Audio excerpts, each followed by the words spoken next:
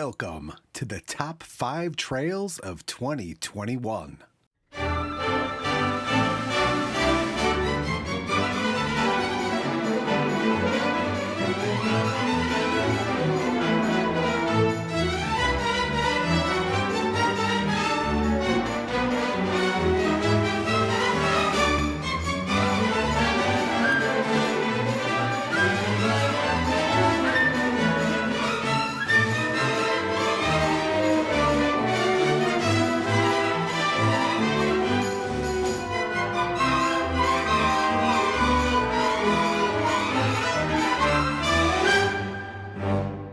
Number 5. All right, starting off with my number 5 pick, that would be the Jane Addams Trail, which starts in Freeport, Illinois, and makes its way north all the way up to the Wisconsin border. The trail is 17.2 miles long, and it ends at the Badger State Trail in Wisconsin, which you could take 40 miles north.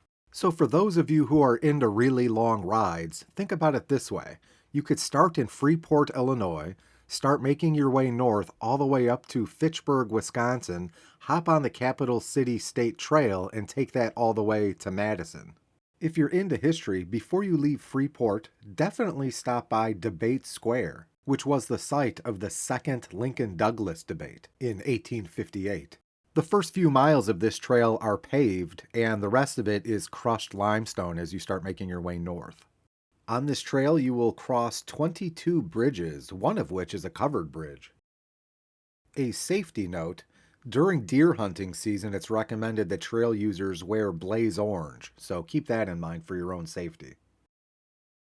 Number 4. My number 4 pick is the Fox River State Trail, which starts in Green Bay, Wisconsin. This trail is about 25 miles long, and it's paved for about the first 10 miles or so. In the Green Bay area, you have some dining and drinking options, as well as a bike shop named Broken Spoke. The trail runs next to the Fox River for the first 4 miles or so, and once you hit mile marker 7, you're out of the suburbs and entering farmland.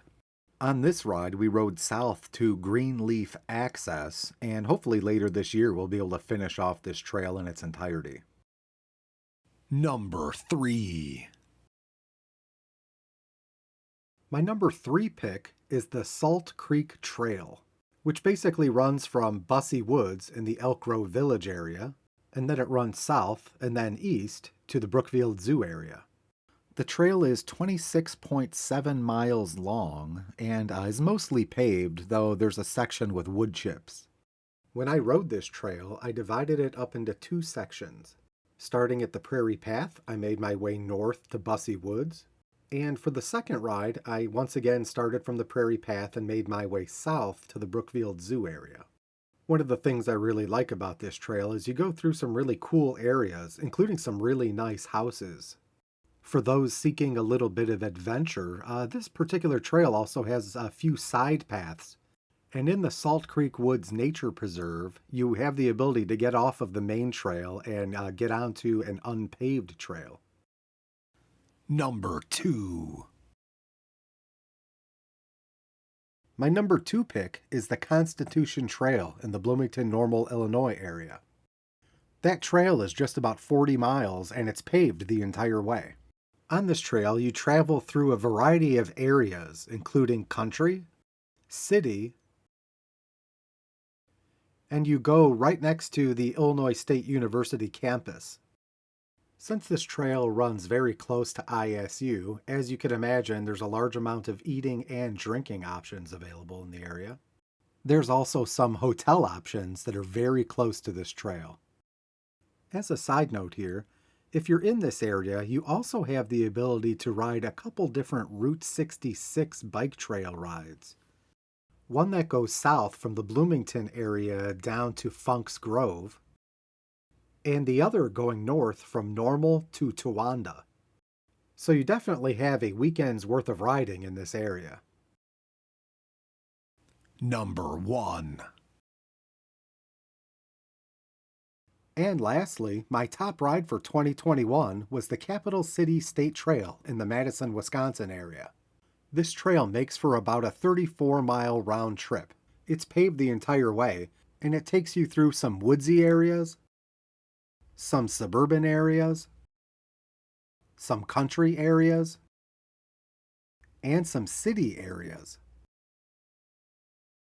And did I mention the bike elevator?